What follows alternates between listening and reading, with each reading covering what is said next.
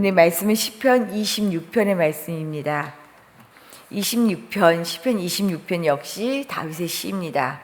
이 시의 정확한 배경을 알 수는 없는데 추정하기는 다윗이 사울에게 쫓기면서 그 생명이 위협받았던 그 상황일 것이다 라고 지금 추정하고 있어요. 자신을 모함하는 행악자들을 하나님 앞에 고발하면서, 그래서 26편 말씀을 보면 자신이 정말 이들이 말하는 것과 같지 않고 하나님 앞에서 나는 참 결백하게 살았습니다. 자기의 결백을 호소하고 있습니다. 사실 우리도 살면서 내 진심과는 전혀 다르게 나를 모함하고 오해해서 공경에 빠질 때가 있죠.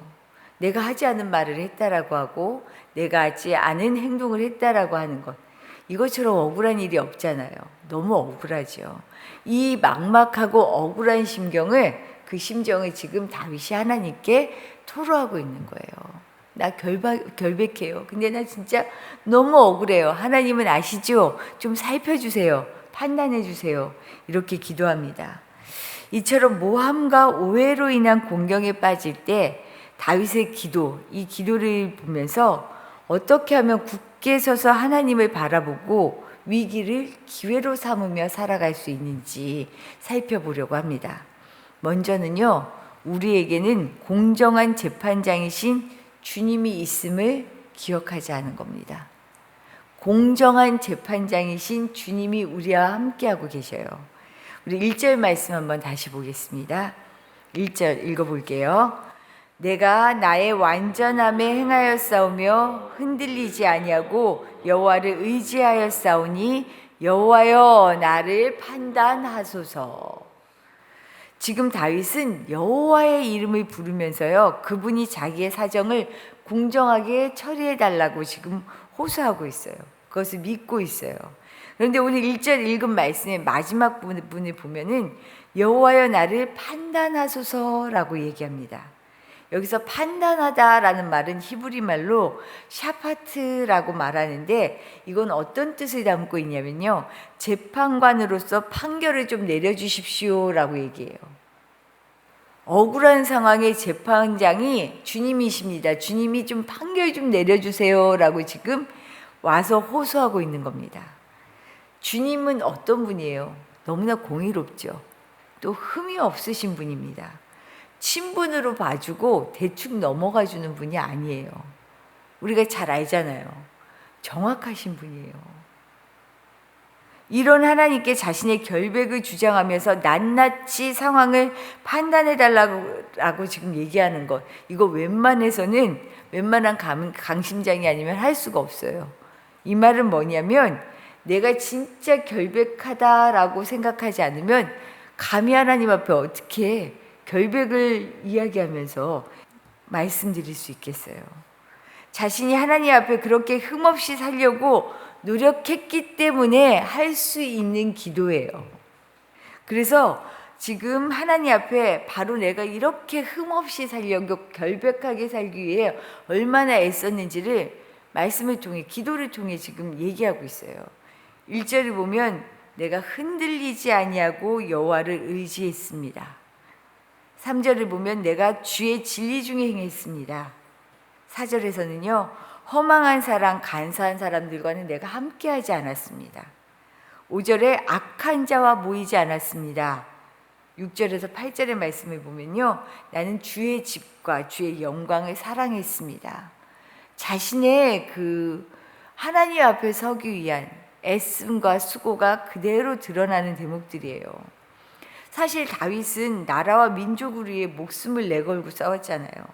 그런데 그 싸운 일이 오히려 오해가 되어 죄가 됐어요. 죄로 둔갑해요. 왕의 시기를 받아서 목숨까지 위협받으며 도망자로 살고 있는 너무나 억울한 상황에 처해 있습니다. 그런데 그는 죄와 타협하지 않았다라고 얘기해요. 그리고 사람들과 수군거리지 않았다라고 말합니다. 오직 하나님을 사랑하며 흔들리지 않고 하나님만을 의지하며 그분의 공정한 판결이 내려지기를 지금 호소하고 있어요. 시편의 많은 시가 다윗의 시입니다. 그런데 이 그의 시를 보면요, 억울한 순간 하나님께 울부짖는 원수들을 벌해달라고 하는 시가 굉장히 많아요. 어떻게 보면은 좀 무섭고 겁나고 참 잔혹하다 싶게 원수들이 막 짓밟아달라, 발등상에 뭐 막 그렇게 얘기하고 있어요. 그런데요, 그의 이런 정직하게 다 쏟아놓는 기도, 그 이후에 뒤에 시를 보면요, 시편의 뒤에 그 다윗의 시를 보면 감사의 시예요. 감사시가 가득합니다. 그의 기도가 울분을 토해내고 판결해 주세요, 정직하게 공정하게 하나님 해결해 주세요 라고 했던 기도가 나중에 아주 감사시로 바뀌는 것을 알 수 있어요. 정직하게 토해내는 기도에 대한 하나님의 응답이 있었기 때문에 그의 기도가 바뀔 수 있었어요. 이처럼 하나님께서 다윗의 기도에 응답하셨던 것은요, 다윗이 자신이 재판장이 되어 일을 해결하려고 하지 않고 하나님을 재판장 삼았기 때문입니다. 내가 섣불리 어설프게 자신의 계획으로, 보통 사람들이 하는 방식으로 일을 해결하려고 한 것이 아니고요, 철저하게 하나님 앞에 내려놓고 그의 공의로우심을 구했기 때문에 하나님께서 그의 기도에 응답해 주신 거죠.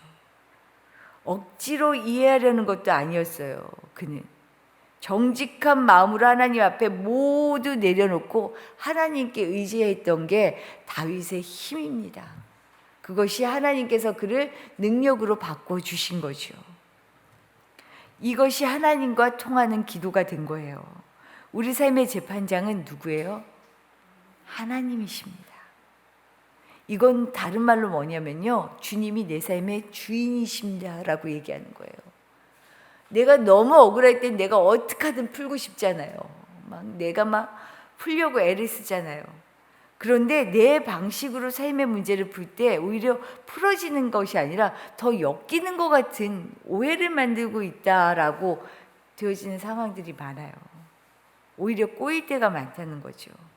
내 삶의 문제를 해결할 우리 삶의 재판장은요, 오직 하나님 한 분뿐이십니다. 그래서 우리의 지혜가 어디에 있나라는 것을 생각해 보면, 멈춰야 할 때 멈추고요, 나가야 할 때 나갈 때를 아는 것, 그 때를 아는 게 참 중요한 것 같아요. 이건 주님이 주시는 지혜가 아니면 알 수 없는 일이에요. 하나님, 주님이 내 삶의 주인이십니다. 나의 모든 공경에 처한 상황들도 하나님은 결국 가장 공의롭게 만들어서 판단해 주시죠. 하나님, 주님을 의지하겠습니다.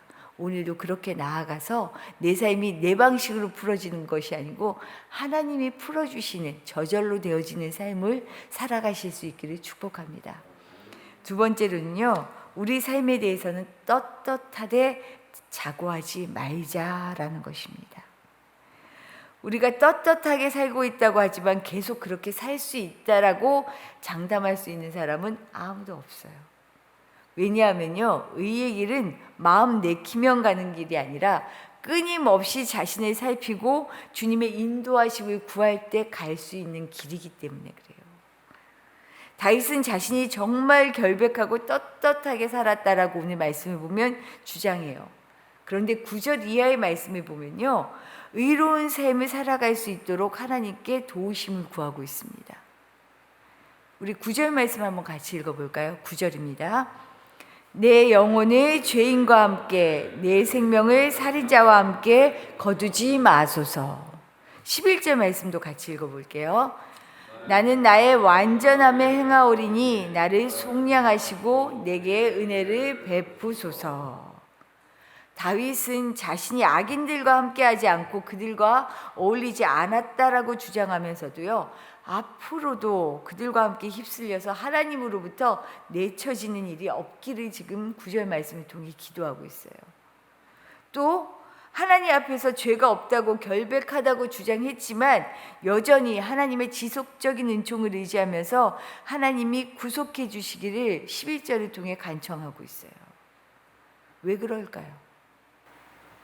하나님께 변호를 의뢰한 사람은요, 자신의 삶에 대해 더욱 책임 있는 자세로 하나님과 사람 앞에 떳떳하게 살아가려고 애써야 합니다. 그러나 이 일조차도요, 결국은 하나님의 도우심 없이는요, 주의 은혜가 아니고는요, 저절로 되어질 수 없다는 것을 알았어요, 다윗은. 내가 잘나서 떳떳할 수 있었던 게 아니고요, 하나님의 은혜로 내가 떳떳하게 살아갈 수 있었다는 것을 말하고 있는 거죠. 그래서 예배자로 살아가는 그리스도인의 가장 중요한 삶의 자세는 하나님의 자비를 구하는 겸손함이 아닌가라는 생각을 하게 되더라고요. 떳떳하게 사는 것과 자고하게 사는 것은 다릅니다. 하나님의 도우심 없이는 언제든 무너질 수밖에 없는 한없이 나약한 존재가 우리예요. 하지만요, 이런 나약한 먼지 같은 존재가요, 하나님의 숨결 하나로요, 세상이 감당할 수 없는 사람이 될 수도 있습니다. 이것은 내 손에 달린 것이 아니고요, 하나님의 손에 달려 있어요. 그래서 오늘도 우리가 하나님께 무엇을 구해야 해요? 주님의 도우심을, 그의 자비하심을, 우리를 향한 긍휼하심을 구할 수밖에 없는 거죠. 오늘도 우리의 삶을 재판장이신 하나님께 맡기고요, 주님의 도우심을 구하며 은혜로 살아갈 수 있기를 간절히 바랍니다. 은혜 아니면 살아갈 수 없습니다. 그래서 우리는요, 잘났다라고 자고할 수 없고요, 우리 부족하다고 또 하나님 앞에 막 울 필요도 없어요. 하나님의 손에 우리가 달려있기 때문에요. 하나님은 내 뜻이 아니라 주님의 뜻을 구하며 도우심을 간청하는 우리의 기도에 응답해 주시는 분이에요. 다윗이 그의 가장 억울한 순간에 간청함으로 말미암아 하나님께서 그의 기도를 들어주시고 그의 기도가 간청해서 감사로 바뀌었던 것처럼 우리의 삶이 날마다 감사로 바뀔 수 있기를 축복합니다. 주신 말씀 생각하며 기도하도록 할게요.